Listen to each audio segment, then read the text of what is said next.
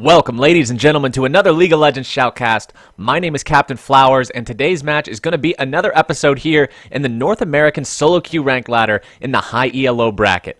We're going to have Renekton and Darius in the top lane, Warwick and Nidalee in the jungle, Annie and Azir at mid, Jinx and Vayne on AD carry, and Janna and Thresh rounding these squads out here on the support role. We've already got this game at 2-2 despite coming in here at just the 5-minute mark. So a lot of action happening early, and hopefully we're going to continue to be able to see that aggression and see those plays being made as the game goes on. Warwick having a little bit of a connection issue, it seems like, but reconnected now. Going to be able to see what he can do here. He is a level behind Nidalee, but Warwick not exactly the strongest early jungler. He's very safe to clear with, but it's very, very problematic to get anything done with him early. He doesn't have fast clears. He doesn't have great ganks. It's all about hitting that level 6 and seeing about the plays you can make once you find it. Bot side, Jinx and Janna pushing up onto the Thresh and the Vayne here. Thresh and Vayne going to be struggling a little bit in this lane. Jinx and Janna having a lot more laning power than they do. Jinx's range very, very difficult for Vayne to deal with early on. Vayne, one of those champions, needs to tumble into everybody to get that damage off. She needs to land all 3 of those silver bolt procs to really trade effectively. And Jinx just has the ability to poker with those rockets, poker with those zaps in the meantime. It makes it very, very difficult for her to be able to trade effectively with these two. Mid lane, we've got Azir and we've got Annie. 2 AP powerhouses with very different play styles. Annie going to be looking to just burst Azir down, find those stuns, find that chunk of a poke to force the Emperor out of lane, while Azir is just going to try to zone control her, use his superior range with those soldiers to take her down. It's going to be the bot side, Thresh coming up with the kill onto Jinx. Vayne almost going down, but managing to keep herself alive as the red team comes out on top with the kill here. Still under their tower, but making the plays work. Thresh going to find a death sense onto Janna, dragging her into the tower. That's 2 tower shots. Vayne with the condemn backwards. Very well communicated, very well played by these red team members, taking advantage of that tower aggro, taking advantage of the fact that Janna was so far up they could drag her into it, and finding the damage to pierce her shields and take her down. 4-2 now the score in favor of this red side. They're up over 1,000 gold now as Warwick is still DC'd for the blue team. It's going to be very problematic for them if he doesn't reconnect too much sooner. Annie dropping the entire spell loadout here onto Azir. She's got the Tibber, she's got the Ignite, and the auto attack. Going to be enough to finish off the Emperor as Annie grabs the 3rd kill of the game for the blue side, her 2nd of the game. Going with a very early game intensive build here. 3 Doran's rings, normally something you do not see, but something that can be very effective in SoloQ. Nidalee now trying to find the gank onto the blue side mid laner. However, not going to be able to do it. She's too afraid of chasing Annie into that brush out of the fear of the damage that could potentially be bursted right back onto her. Thresh trying to make the rotation over. He's just going to find Tibbers though. Annie trying to get away from this. Has to make sure that he doesn't find the death sentence. Flay goes down. Annie trying to find the stun. The lantern is out. Thresh needing Nidalee down here. They are going to be able to bring her down, and that is the kill onto Annie to make up for her kill onto Azir earlier. Janna now over in the area, but being collapsed on by these two.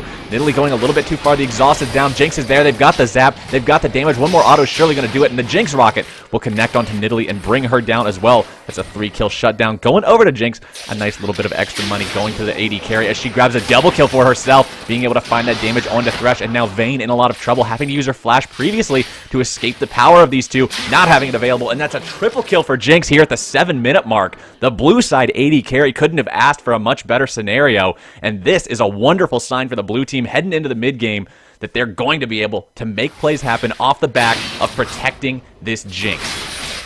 Renekton and Darius just duking it out here in the top side. 2 very powerful melee laners just going at each other blow for blow. Renekton has to be very careful of Darius' new ability to stack those blood stacks. Once Darius hits all 5 stacks, the extra attack damage is going to be more than Renekton's able to reliably trade with. So Renekton has to keep these trades short and sweet. Renekton, a champion who's very, very potent, dashing in, doing his full combo with the stun, with that Call the Meek, and making it so that he can trade and then immediately back out. And that's exactly what he has to do in this situation. Darius thrives in these long, extended trades. And as long as Renekton can keep that from happening, he's going to win. He finds the ult. He finds the dash. He finds the kill onto Darius. Darius unable to get that burst there. He has to have all those bleed stacks in order to get the Noxian Guillotine with the full effect. And Renekton, realizing that he didn't have that, turning the ultimate on and just jumping in there and taking him down. Blue team now up 7-5. 1,000 gold their lead. 9 minutes here into the game. Warwick still having connection issues. Hopefully he can get those resolved before too much longer. Renekton and Darius almost completely even CS here in the top side.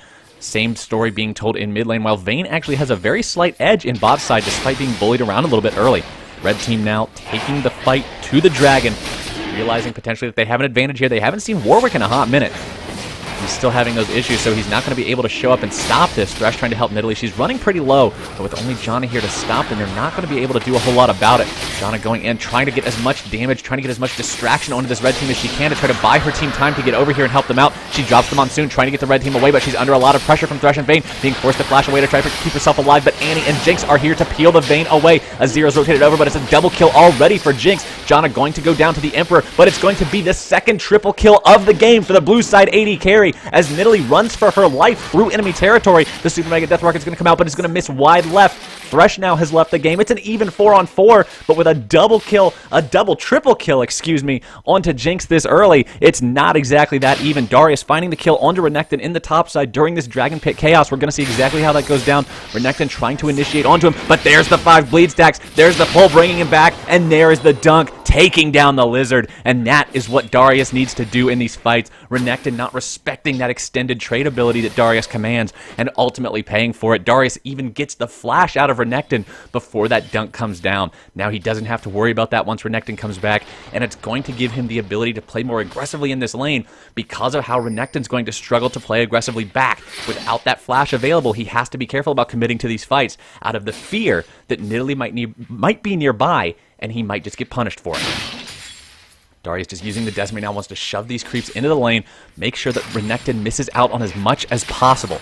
In a close matchup like this, you've got to look for every single advantage you can find, and that's exactly what Darius is going to do here. Pings coming out from the blue side here in the top lane. Janna wants to see if she can manage to hold Darius off, potentially maybe make it so Renekton can roam back up here and get a kill on him, but it's not going to be safe to do so quite yet.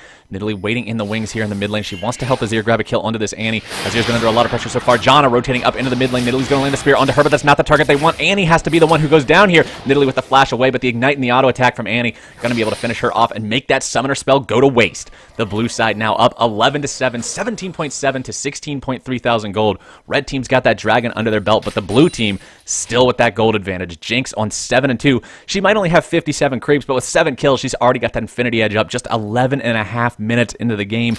Jinx sitting on an IE. Vayne still fumbling around with the parts of that Blade of the Ruin King. It's going to be very, very hard for her to deal with this Jinx, especially with Janna beside her trying to help her out.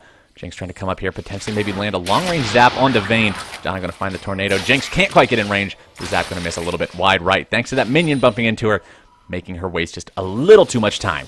18.4 to 16.8 thousand gold the score here. 12 minutes into the game, 1 dragon having been taken, but no towers yet to speak of. The Super Mega Death Rocket is going to go onto Vayne as Jinx finds the rocket to kill her under the tower, and there's no way out for this red side AD carry. Renekton and Darius getting into another fight yet again. Renekton trying to make this fight work, but he's got 5 bleed stacks on him. He cannot possibly want to continue the fight at this point, despite having his ultimate on. The Blood Rage giving Darius so much bonus AD that Renekton is forced to back away.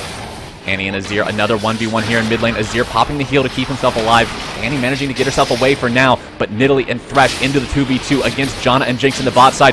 Janna will manage to blow Thresh away and allow Jinx to find that kill. Nidalee's now trying to take down Jinx, but she's underestimating how fed this blue side AD carry is. Jinx with the flash forward is going to find a double kill off the back of that rocket.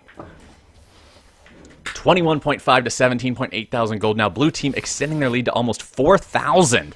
Off the back of this 10-2 AD carry, who is just completely starting to take over the game. They still don't have Warwick, but they still don't need him. Jinx is so fed, she's so far ahead, that the red team is just completely struggling to find an answer to the damage that she's capable of putting out right now. Gonna go ahead and grab that Zeal on her. She'll soon be able to upgrade that to a Static Shiver Phantom Dancer, whichever one she prefers. And that will increase her damage only that much more. Going to take her up to a 40 or 50% crit chance, making it so those rockets hurt even more than they already do, and making it so it's very difficult for these red team members to be able to survive her onslaught. Vayne is very short range. Darius is a juggernaut. He's got no mobility whatsoever. He's just going to have to try to run at her. They're going to need Azir and Nidalee to manage to just take Jinx down immediately if they want to be able to win these fights. Blue team now also with a 2-tower edge to 0. Annie rotating up to the top side. She's going to find the stun onto Darius. Renekton's here as well. It's a 2v2 with Nidalee off, waiting in the wings, but Darius getting initiated on. It's not the fight they want. Jake's going to find the Super Mega Death Rocket with 2 normal rockets to follow it up in the mid lane. They will take down Thresh. 1 more auto, and she will manage to secure Azir as well. She's now up to 2 doubles and 2 triples this game. Nidalee finding the spear on Renekton in the top side. Not able to find the kill for it, though. Annie being there to keep her teammates safe. The red team just constantly not respecting how much damage this Jinx can do. They're playing around what a Jinx should be able to do at this point, but what Jinx is doing is not what should be able to be done. She is far and away from the norm at this point, and it's very, very, very hard to be able to predict what that damage is going to be when it's so much higher than anything would normally be. Renekton with a wonderful reversal onto Nidalee in the top side, having that damage with the ultimate up and the Tiamat burst to just bring her down immediately and make it so he puts another kill under his belt. 2-1 on him now, 3-4 on Nidalee. She's not having the impact that she would like to have, especially considering she's currently the only jungler in the game.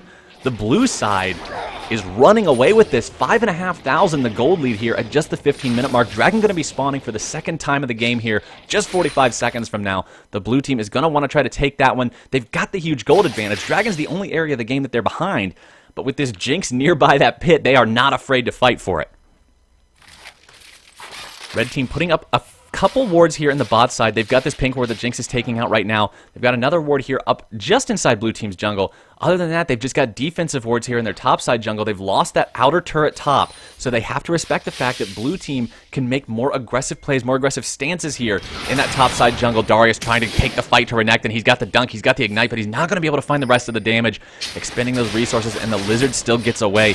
Janna pushing up once again, but she might be caught out a little too hard here. Jinx trying to rotate over and help her teammate. She drops the flame chompers, but they're going to miss onto Nidalee just ever so slightly. Janna still in a lot of trouble as Jinx tries to take down Thresh first, but now switching that aggro over onto Vayne. The death sentence is going to miss. Jinx manages to take out one. She throws the zap. She's going to be able to pick up Nidalee with the help of Warwick, who will get the credit for that one. Azir trying to rotate over and save his allies, but it's way too late. It's another triple kill for Jinx. The triple this game, and no one can answer this AD carry. The blue team moving on to the second tower here in the bot side. Red team still no answer. Warwick finally reconnected to the game, and he finds himself a kill almost immediately thanks to Jinx being able to help bring that Nidalee low health. Warwick just swoops in, he finds the kill, and he gets himself some of that money he needs to get back in the game that he's been disconnected from for so long. Blue team now in a wonderful position to just be able to take this dragon down quick and easy. Jinx going to be able to just shred through it all on her own. She's got the Infinity Edge, she's got the Static Shift, and she's got another 1,800 gold in the bank. Red team is going to need to catch her to win these fights. If they can manage to catch the Jinx, they're in a really good position. Jinx is 15 of the 21 kills on this blue side, but when Darius gets caught out like this and Jinx is just able to stream the damage, that turns into 16-2 pretty quickly. Renekton now getting hooked in by the death sentence. Nidalee dropping very low. Renekton using the ult to keep himself alive, and that's going to be 2 down. No, make it 3 for the blue side. Another triple kill for Jinx. The 4th one of the game, and the blue team is showing up today. Red team thinking they finally found a window to engage. They find the hook onto the Croc, but when he's tanky, when he's got that ultimate that makes him even tankier, that's not what you want to do, and he shows them why. He turns it around. You've got the burst with the AoE from Annie and Jinx right there, and they make it into another triple. 4 different triple kills for Jinx this game. She's got 18 kills, but 12 of them were off those triple kill combinations. Absolutely insane coming out here from this blue side bot lane. Jinx with 18 kills, Janna with 15 assists. Janna has been involved in almost all of Jinx's kills, doing her job as that support, making sure her AD carry gets fed and can carry this game with ease. The red side still going to have a long way to go before they can find an answer for this blue side AD carry. Azir and Vayne getting very aggressive onto Jinx. They drop the Emperor's Divide. They drop the final hour. They've got the damage onto her, but now they're in a very bad position. Warwick and Annie both here. Nidalee rotating over, trying to stop it, but the Super Mega Death Rocket from downtown going to bring down the Emperor, and that's going to be a 1-for-1 support from mid laner, a trade that the blue team will be happy to take. Annie and Warwick now just in a wonderful position to continue pressuring the mid lane. The blue side has no tower here. The red side, has no tower here to stop the blue side. The blue side having taken down 5 turrets already. The only one outside of the base still standing is this top lane tier 2 for the red team, but that will likely go down soon as well at this rate. Darius and Renekton getting into that 1v1. Darius thinking that the Blood Rage stacks are going to be enough to win him this fight, but the Renekton ultimate is going to say otherwise. Sunfire Cape and Ninja Tabby here, the item rush on Darius. Normally you don't want to go with something so defensive. Normally Darius loves to rush that Black Cleaver or a similar Bruiser style item, but you gotta go full tank when Jinx has 19 kills. Annie gonna find the kill onto Nidalee under her own turret. Red team, even when they find the windows that look like they're going to be successes here, do not turn out to be so, simply because of the advantage that this blue side is working with.